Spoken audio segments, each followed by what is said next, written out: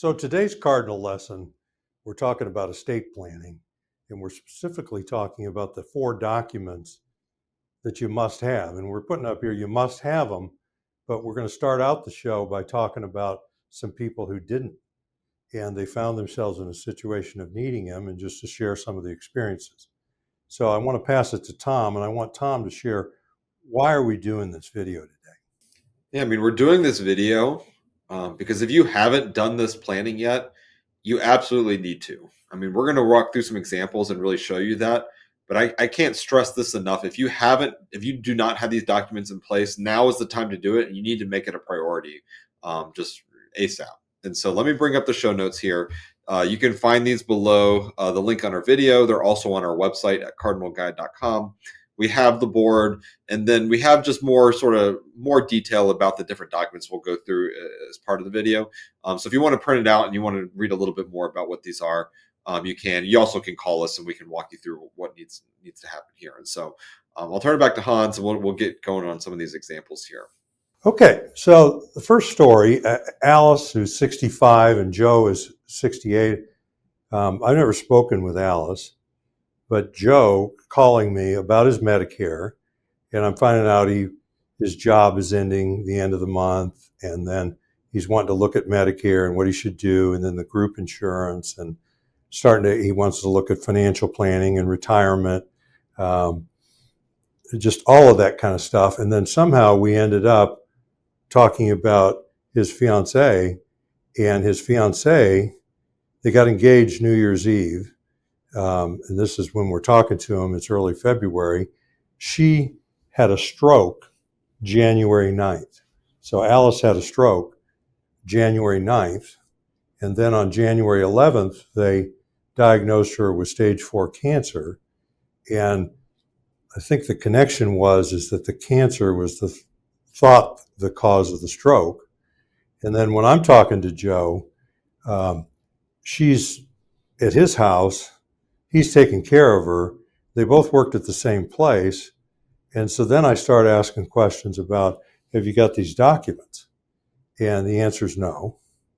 And we have one of them, the healthcare POA, because the hospital people had her sign that and give Joe authority to make healthcare decisions for her. Okay.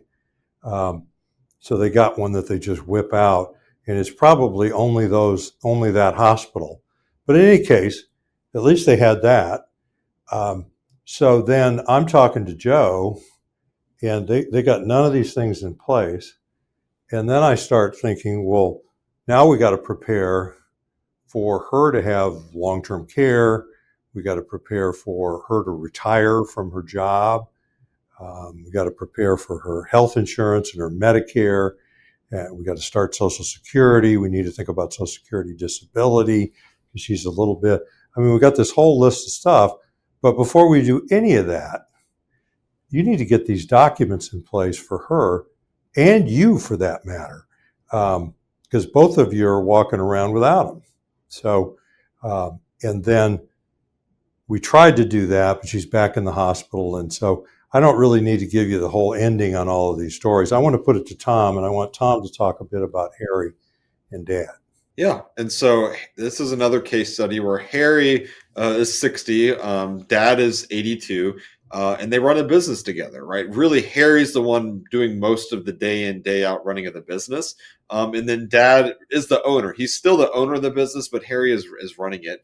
And really, the stated goal is for this business to pass from Dad to Harry when either he decides to retire or when he passes. And so all that is pretty typical. That sounds great. We were working with Harry. We were doing planning for him. We got talking about Dad, what his plans were with the business, to say, hey, does your dad have estate planning in place? Does he have all the stuff that's going to do this for you? So I'm not really sure. Maybe he does, maybe he doesn't. And so we're like, well, why don't we talk with your dad? Let's just make sure it's all set up. Long story short, Dad essentially says, yeah, taken care of. Don't need to talk to you guys. Like, all right, fine. And so, we sort of walked out, and we still kept helping Harry. Fast forward a year, Dad dies unexpectedly. Now, he wasn't sick, didn't have anything happen. I don't know if it was a heart attack or stroke. I don't remember, but he died, like I said, unexpectedly, which is not great. You're dealing with the loss of your father, which is awful. To make matters worse, Dad had gotten remarried 6 weeks prior to his passing. He'd just gotten remarried and had been dating for a little while, but this new wife had no relation to the kids, was not in the business at all, just had no really interest in doing it either. Which is okay. Well, that's not great. Come to find out, Dad actually didn't have a will. He didn't have these documents set up, and now we get into the intestate laws of North Carolina. This father and son were in North Carolina. Every state has their own rules of what happens when someone dies without a will. And so for this particular situation, what it said was 1/3 of the estate goes to his new wife of 6 weeks, and then 2/3 goes to the kids. So Harry had a sister. And so now we look at this business, which was part of Dad's estate. A third of it is going to the new wife of six weeks, and a third of it's going to his sister, who's not running the business, not in the business at all. And Harry only gets a third of this business, which really the intent was for him to inherit the whole thing. It's a mess. I mean, it just is. It's awful. It really impacts Harry's life. I mean, he was planning on that. That was part of his long term plan, and now he has to either come up with the cash to buy out his new stepmom or his sister, or they have to come to some agreement. But ultimately, it's really messy. That's where you get a lot of fights and lawsuits. I don't know that there were any lawsuits in this one, but it's very easy to see where that could come up. And it's just, you are much better off getting things set up now in preparation of when that is, because you just don't know when that's going to happen, right? You don't know when you're going to sick. You don't know when you're going to pass away until it happens. And at that point, it's too late for the planning. So I'll turn it back to Hans for our example 3 here. So Rita's 67. Cameron was 71. Cameron had 2 children from a prior marriage, but these 2 were married for a long time. So he must have been married, divorced, and then got remarried, and then 30 or 40 years passed. But in any case, Rita Rita has no natural children. She has these 2 stepchildren who she has taken care of and will take care of, just like their own mother. Now, neither Cameron or Rita had a will, none of the POAs, no HIPAA releases, nothing. And Cameron passes away without a will. And fortunately, Rita, being the spouse, she was the beneficiary on the IRA. So that doesn't need a will. That just pays over to her and gets transferred into her name. She jointly owned, they owned 8 properties together, and she jointly owned 5 of them. So those 5 properties, one of them, which was sold a few years before he died, and the new owners are paying or doing an installment sale and going into owned by an LLC, owned by them jointly, the proceeds going into a joint bank account. So Rita inherited all this stuff that they accumulated, mostly during their marriage, thankfully.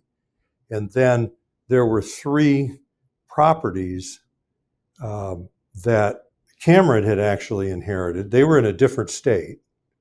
So that makes things a little more complicated. So now we have an intestate or a probate going in 2 different states. But the 3 properties it was essentially family property, and Rita inherited a third of those, and the kids got 2/3 of those. But what Rita ended up doing is just giving up her third and letting those kids split those things up. So this was a very amicable thing that went on. And then there was some money that was just in Cam's name. It was only in Cam's name, and so then Rita got a third of that money, and the kids got 2/3. That was split up, and this stuff took years, a lot of heartache, a lot of difficulties, a lot of legal bills, because it costs more money to die intestate than it certainly does without a will. So, we just went over these examples somewhat in detail. I'm just going to give you an opportunity, you can do something about this. And if this is you, or potentially you, do something about it. Okay. And so now we're going to talk about what are these 4 documents that we need. Okay. And the first one, most people are familiar with that, a last will and testament. And what you're going to do with this is you're going to name an executor. And something that will stop people from doing a last will and testament is they can't decide who to name as their executor. And so, therefore, they do nothing, which is much worse than naming one where you pick the wrong one or something. So, don't let that be a stop sign. You just got to pick somebody, and you want to pick somebody that is reputable, honest, that is going to actually carry out your wishes. For minor children in your last will and testament, you need to appoint a guardian. And this is a real hassle when people die with children under 18 and both parents are gone or they get in an accident or something. And then the children, it goes to the court to decide who the guardians are going to be. And this is the kind of stuff you name in your will. But for folks who got some age on them, like our typical clients and people that are at retirement, you need to have this.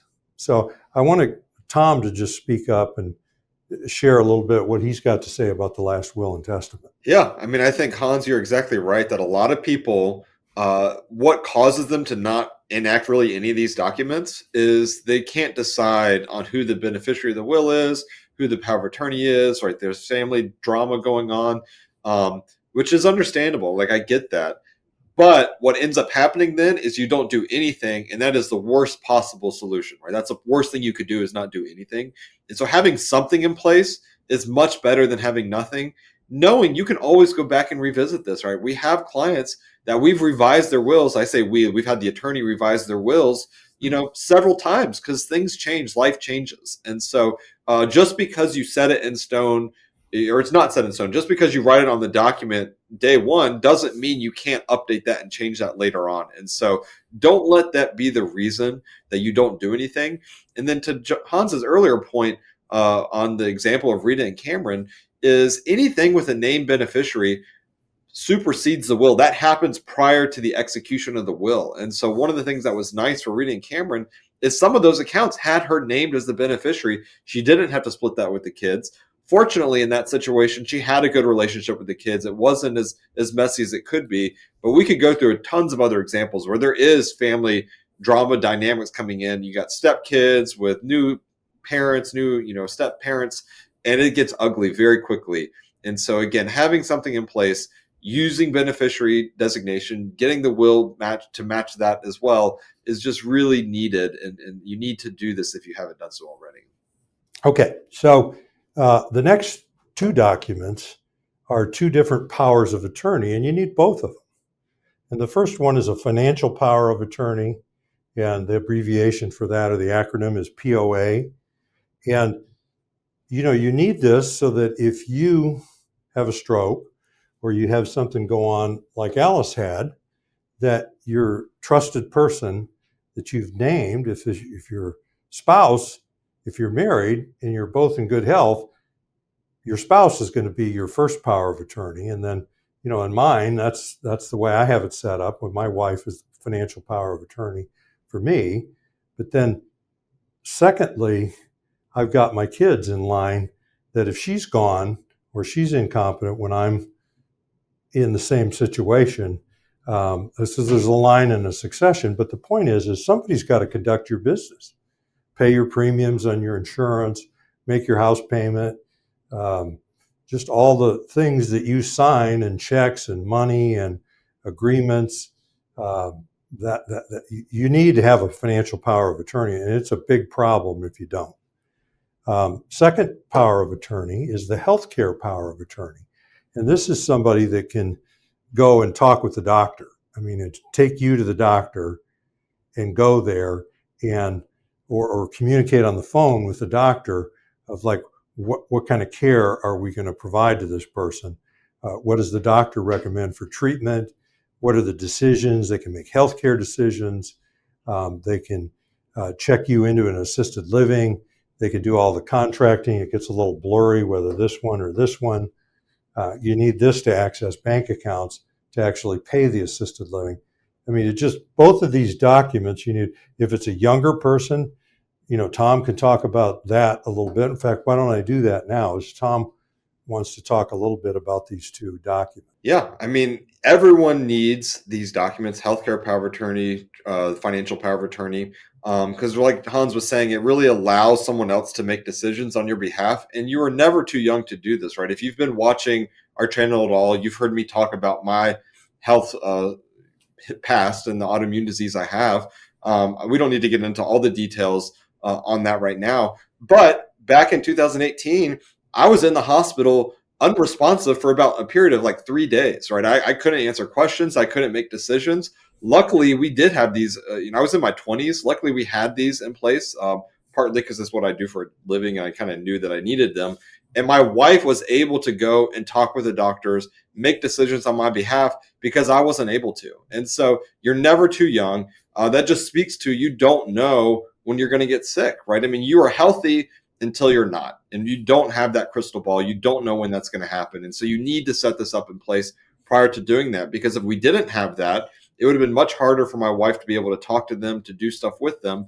And then furthermore, I wouldn't have been in a position to sign those documents, right? I couldn't sign anything. I wasn't able to even answer questions like what my name was or anything like that. So again, that just shows you that this planning needs to happen before it's needed. Before you actually have to enact these documents, you need to do it, because who ends up bearing the burden and who ends up dealing with the mess that you've caused by not planning is your family. They're the ones who have to sit down, pick up the pieces, and try to figure this out. And sometimes their hands are tied, right? They just literally cannot do anything. They can't talk to the financial institutions. They can't talk to the doctors, and it becomes a real problem. So again, you need to have these in place prior to actually needing them, from an event happening that you actually need to enact them. And the fourth one is the HIPAA release form. And, a lot of people say, oh, I already signed that at the doctor. Okay. You may have signed it at the doctor for that doctor, and they had to do that for their purposes. You need one of these that's good for any doctor, any hospital, any medical provider. Like if my wife called my doctor today and she just said, hey, I got some questions about my husband's medical record or however you're treating him, they're not going to talk to her unless she would get out this healthcare POA where she's there, and then the HIPAA release form, and just email it to them. Now they're going to talk to her because she's my agent.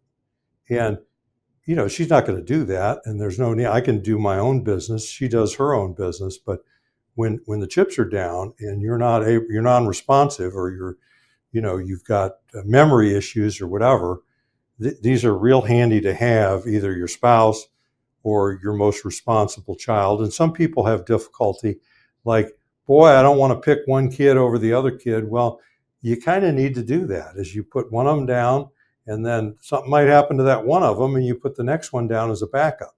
But you don't want a committee having to sign for all this kind of stuff. You want it to be one person, and then they have backups.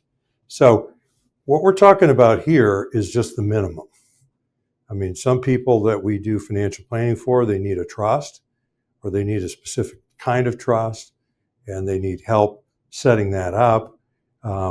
We don't do these things. We get you to an attorney. For people that are in North Carolina, which is our resident state, we actually have an attorney right here in our office, but she can only practice in North Carolina. We also have an affiliation with a firm that we refer business to. They're in 22 states. So I'm not going to name them on the show here. And then we have plenty of clients that are in the other, I don't know how many, 28 states in the District of Columbia. And we find people an attorney if they need help.